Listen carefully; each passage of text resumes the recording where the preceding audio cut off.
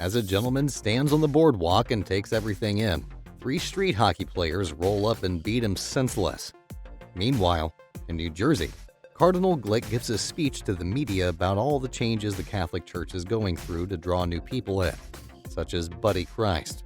In Minnesota, fallen angel Loki is speaking with a nun in the airport, and he's explaining the similarities of Alice in Wonderland and the Bible. By the time he finishes his speech, the nun starts to question her very existence, and Loki goes to sit with his fellow fallen angel. Bartleby is reading an article about Cardinal Glick's campaign, and he sees that this is the loophole they need to get back to heaven. He plans to go to Cardinal Glick, repent in the new archway, and die to get back in. Loki wants to do one last mission as the former Angel of Death, and Bartleby eventually agrees. In Illinois, Bethany sits through her church service, and afterwards, she goes to work at the female clinic.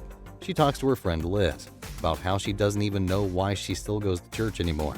Elsewhere, Azrael, the demon, uses the three street hockey players to take over a house to use as a base of operation, and he sends them out to prepare for the rapture.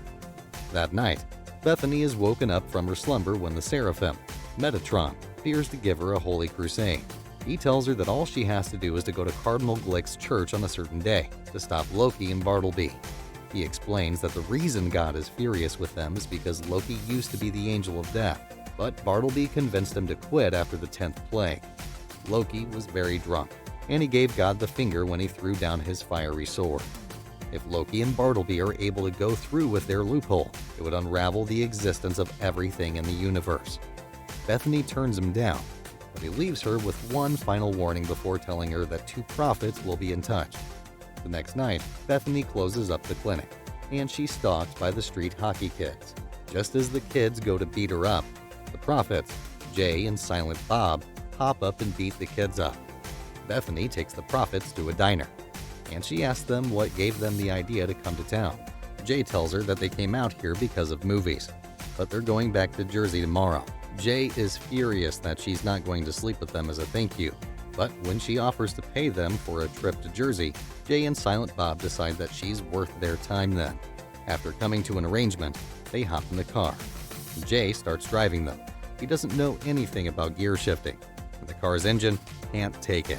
Just then, a bus drives by, and Loki and Bartleby happen to be on it. Bartleby accuses Loki of losing his touch with what's a punishable sin nowadays, but Loki proves that he still has what it takes. After Loki finds an adulterer, he takes care of business. But now, they have to walk to Jersey. The next morning, Bethany and the prophets are still stranded, but suddenly, a naked apostle named Rufus falls from the sky. The street hockey kids are watching from nearby, and they rush back to Azrael to report their finding. Eventually, Bethany and the crew make it to a fast food joint, and Rufus tells her that he's here to help so that he can change the Bible to make sure people know that Jesus was black. While Rufus talks with Bethany, Jay and Silent Bob take a detour to a local strip club, and Rufus mentions that the stripper on stage is actually a muse, Serendipity. Meanwhile, Loki and Bartleby go to the corporate office for a Golden Calf animated series, and they judge the board members for being idolaters and generally just bad people. Loki gives them false hope when he walks out, but he comes right back to finish the job. Back at the strip club, Serendipity introduces herself, but they don't know that something is coming for them from the sewer. Serendipity lets Bethany know that God is actually a woman on top of being black, and she helped write the Bible. Then, she asks Rufus why Bethany is the last sign, and he points out that Loki and Bartleby are trying to use the loophole to get back into heaven. Just then, Azrael's beast explodes out of the bathroom, and that's what you call explosive diarrhea. Rufus points out that the demon is there for Bethany, and Jay sends the gangsters after it.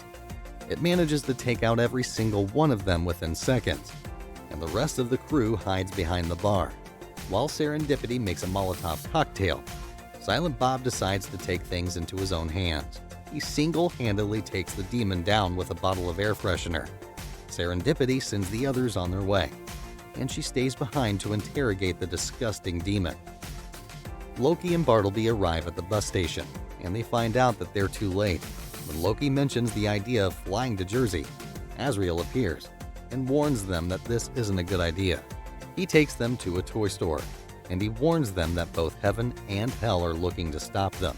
Bethany and her group hop on a train, and Rufus points out that religion has gotten it all wrong this whole time. She hops up to find Jay and Silent Bob, and she finds them in the dining car talking to Loki and Bartleby. Loki and Bartleby have come on the train under a false name, and no one knows why they're really there. Bethany sits with Bartleby for a moment, and they bond over the fact that they've been cast aside by those that they loved most. After a few drinks, the two of them bond some more after talking about the exact moments that they lost their faith. Eventually, Bethany lets slip that she's on her way to Jersey to stop Loki and Bartleby, and she explains exactly why they have to be stopped. Suddenly, Rufus pops up and recognizes the angels, but Bartleby takes Bethany hostage. After a scuffle, Silent Bob manages to get both of the angels out of the back door, and they go about their night. Silent Bob also speaks 2 words. Bartleby and Loki go to a parking garage, and Bartleby points out that humans were given the freedom that they never got. Bartleby is furious with the fact that they got kicked out of heaven because Bartleby felt sorry for the humans one time. Loki points out that Bartleby is really starting to sound like Lucifer, and he tries to walk away from the entire situation. Bartleby isn't having it though. When Bartleby and her crew sit around a campfire to come up with a plan, Rufus points out that the church has been trying to hide the truth about Jesus. When Bethany asks Rufus why God chose her, he points out that Joseph and Mary had children of their own aside from Jesus, and she's the descendant of those children. Bethany can't take any of this though, and she runs off into the woods. As she screams at God, Metatron pops up and tells her that he had to be the one to tell Jesus about his great responsibility all those years ago. He wishes that the burden wasn't so great, but he knows that she can do this. With a snap of his finger, Metatron teleports Bethany and her posse to a nice restaurant, where he mentions that God is missing. He suspects foul play, and that's why Bethany was tapped in for this mission. Jay comes up with a great plan to talk to Cardinal Glick about closing the church for a day, and they head there to ask the favor. When Bethany tells him why they want the church closed for the ceremony, Glick makes it clear that the only thing that will keep him from moving forward would be the hand of God. The crew heads to a bar to figure out how to kill Loki and Bartleby, but Azrael pops up to tell them that they're going to stay right there until Loki and Bartleby pass through the arch. Serendipity pops up too, and Azrael points out that he's counting on existence ending. Back at the church, Bartleby interrupts Glick's speech, and he judges the crowd before revealing himself. At the same time, Azrael reveals that he's using Bartleby and Loki as a way to accomplish his own revenge. He points out that he'd rather be blinked out of existence than go back to hell, and he throws on the news to see what's going on at the church.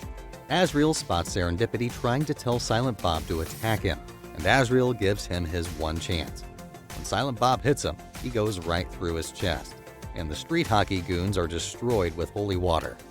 Now that the demons are taken care of, the crew heads for the church, and Serendipity warns them not to kill the angels if they've already passed through the arch.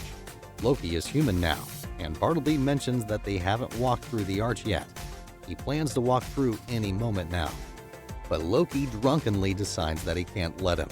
When Bartleby holds him close, he decides that Loki has lost his faith, and he finishes him now that he's human. Now, Bartleby gets ready to go into the church, but Serendipity, Silent Bob, and Rufus tackle him. Just then, Jay points out that the victim from the beginning of the film is at the nearby hospital, and Bethany grabs Silent Bob to go find the victim. Jay grabs a weapon and hits Bartleby so much that his wings are gone, and Bartleby is now human. Back at the hospital, Bethany takes the victim off life support, and this releases God from his human form. God and Metatron show up at the church just as Bartleby is about to go inside, and God speaks one word that destroys them. When she sees the destruction all around her, she puts everything back to how it should be. But then, Silent Bob shows up with Bethany, who got hurt at the hospital. He lays her lifeless body on the ground, and God brings her back. Metatron points out to Bethany that she was the last Zion, but now, God has put the last Zion in her womb. The film ends with all of the beings that belonged in heaven saying their goodbyes. Bethany sits with Jay and Silent Bob. Dogma takes you back to a time when film was anything but politically correct, and it's absolutely delightful to watch. And that wraps up this recap. Thanks for watching. If you've enjoyed this recap, please subscribe with notifications turned on so you don't miss a single video.